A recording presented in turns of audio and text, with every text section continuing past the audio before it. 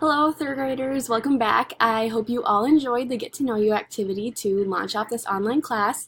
From now on, this class will be entirely online. There will be no more face-to-face meetings.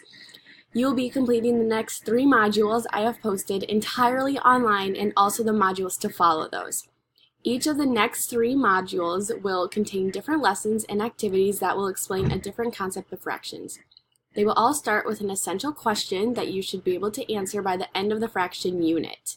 In this module, I am first going to have you watch this entire video without pausing, which is slightly different from how the Welcome Me activity was completed. For this first module, you will be watching the Explain Everything video I have created below, along with completing the Google Doc activity I will be explaining later on.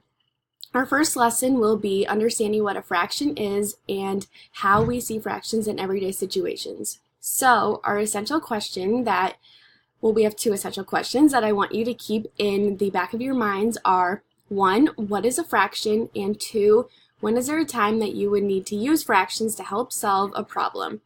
Think about these questions as they will come in handy later. Now, watch the Explain Everything video below to start your lesson.